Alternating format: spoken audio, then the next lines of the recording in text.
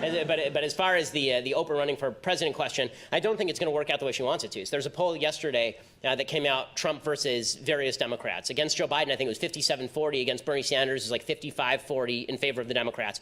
And then against Oprah, it was 51-42. So she was polling worse than Biden and Sanders. The reason that I think that she'd be in trouble is because, number one, I do think she'd win the primaries, because I think it'd be very hard to defeat her in a primary. But I think that in a general election, here's the thing about Trump. Trump is basically made of mud.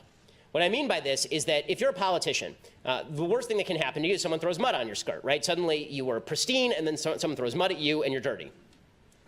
Trump is a mud monster. You cannot hit him with anything, right? I mean, literally nothing. I mean, in the last 2 weeks, we found out that he probably paid a porn star $130,000 not to talk about an affair that he had with her when he was married to Melania and his son had been born 4 months ago, and no one cared.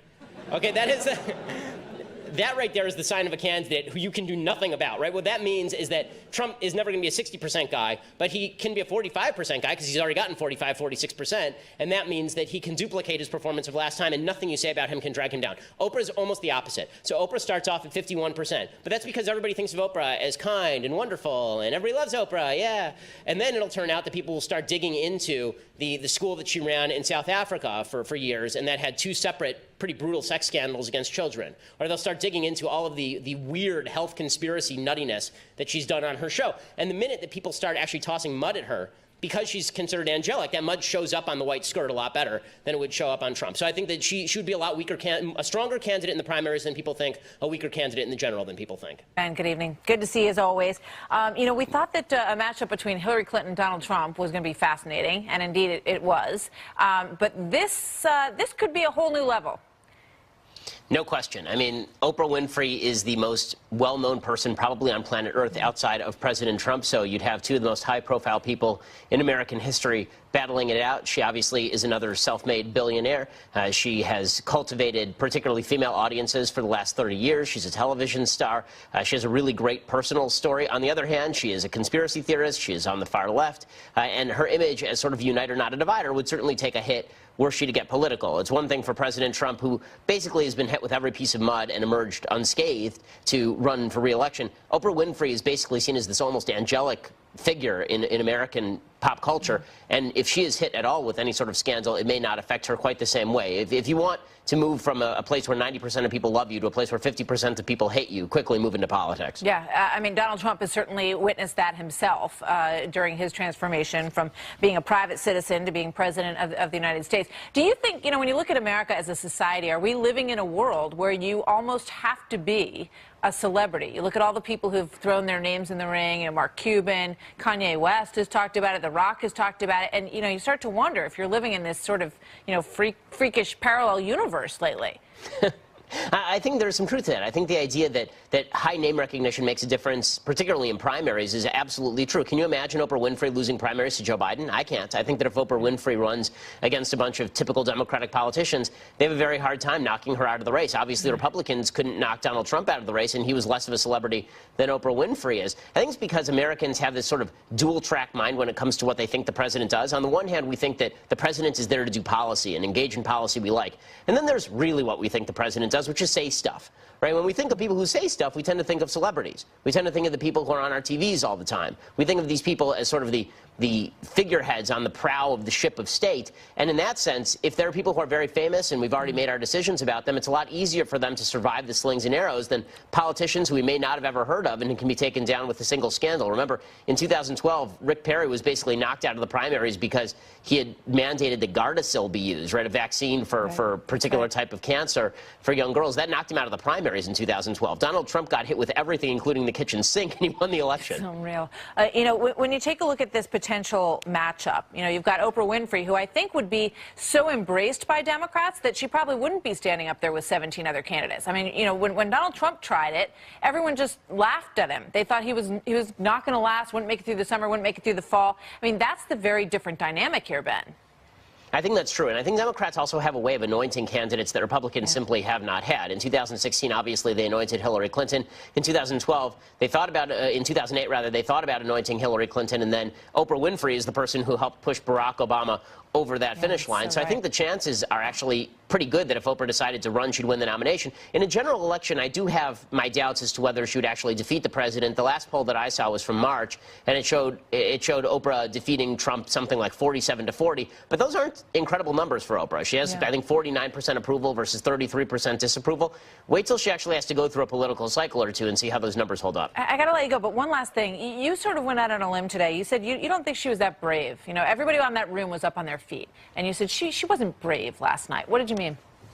I mean, what the hell kind of risk was she taking? She was standing in front of an entire town filled with sexual abusers and harassers. She said nothing about it for 20 years. She was being cheered by people who said nothing about it for 20 years. And there she is, pretending that she's leading the fight. In what way has she led the fight? I sort of missed it. And just because she said some stuff last night, I haven't seen how things have materially changed. I mean, Reese Witherspoon was mentioned that she measures things before Oprah and after Oprah. What changed after Oprah? Oprah said a bunch of stuff. Well, I was under the impression that most of us agreed with that stuff when this stuff first broke, and she lauded the Hollywood Foreign Press Association. Where were they reporting on the sexual harassment and abuse scandal for the last 20 years? It is literally their job to cover Hollywood, and yet it took the New Yorker and Ronan Farrow to uncover all this stuff. Where was the Hollywood Foreign Press Association that was receiving such plaudits at the hands of Oprah Winfrey? Again, a woman who is good friends with Harvey Weinstein, being cheered by Meryl Streep, a woman who's gave a standing ovation to Roman Polanski. Yeah, but there's a circle of support that ignored everything that you just mentioned so potently. Ben, thank you very much. Great to see you tonight. Thanks a lot. So President Trump mused about the political power of Oprah with Larry King back in 1999. Ed just mentioned this a minute ago, but it's fascinating to look back at it. This is as he considered a run for the White House in '99. Watch. Do you have a vice presidential candidate in mind? Well, I really haven't gotten quite there yet. I guess it's just Oprah. I love Oprah. Oprah would always be my first choice. Would she be someone, I mean, kidding aside, that you might think if about? she'd do it, she'd be fantastic. I mean, she's popular, she's brilliant, she's a wonderful woman. I mean, if she'd ever do it. Oh, Donald Trump way ahead of his time. With that comment, perhaps, let's bring in Karl Rove, former Deputy Chief of Staff to President George W. Bush and a Fox News contributor, Charles Hurt, Washington Times columnist and Fox News contributor, and Democratic strategist Robert Zimmerman on the set here with me. You know, Karl, you look back to that moment, and it's sort of, you know, the funny idea of these celebrities running for political office. You know, I think it was quite forward-thinking, actually, looking back at Donald Trump to say, you know what, she'd be a heck of a candidate, and so would I. Well, yeah, exactly. But Donald Trump tapped into something, and I'm not certain that Oprah Winfrey is in the same position. People were very concerned about the change, the rapid change in our country.